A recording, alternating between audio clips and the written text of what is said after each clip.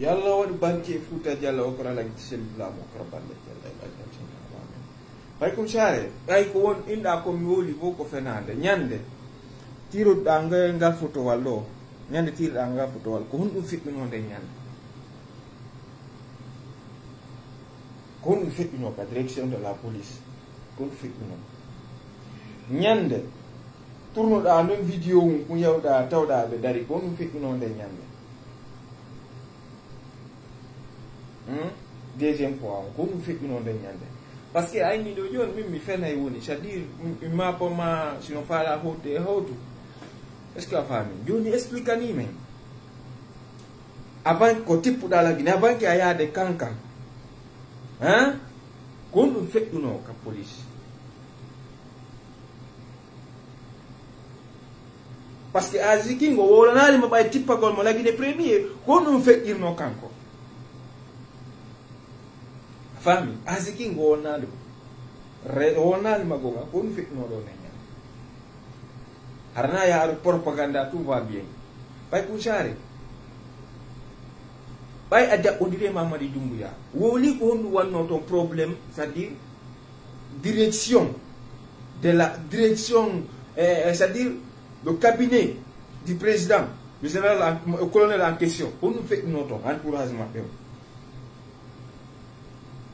ko nous number 1 no hakko ne mabbe sabu ko image ma o yalti ko an e Doumbouya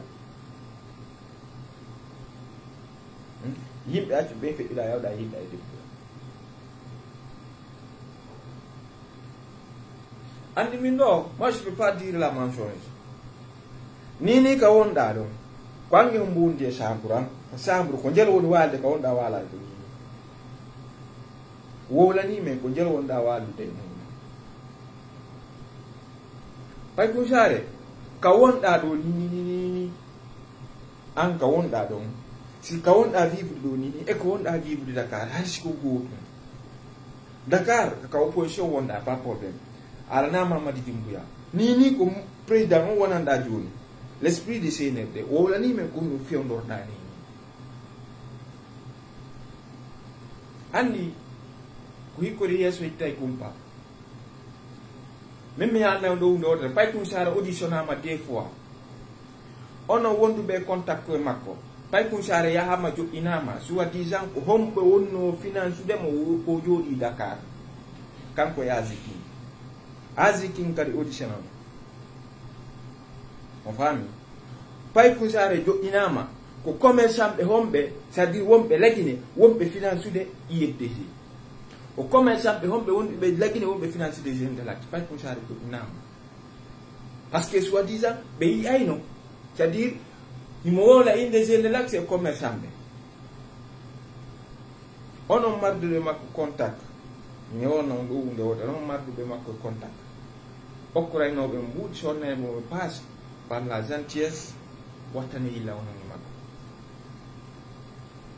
est ce qu'on famille min pay ko sare inoma ɗo je vais te dire ɓeɓe wonɗa fréquentude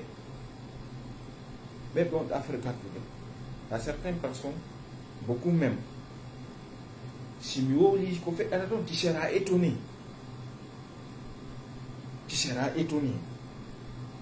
mais koko waɗɗa ɗo moi min ɓaynami fenu mi souhaitama mal min ɗo an ɗa souhaitala mal a wayla souhaite depuis ji ɓuyi j'accepte mais min mi wawata souhaitudemo mal parce que ɓe wonɓe ɗo c'est à dire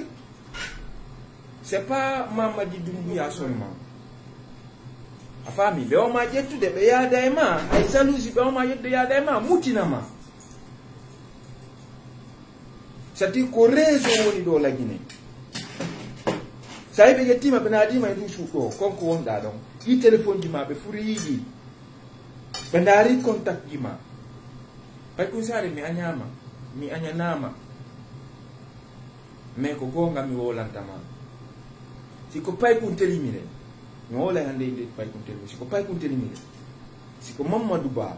ɓe conseil ɓe ma ha tippuɗa lagine siko babali moy ɗokkima yite jannama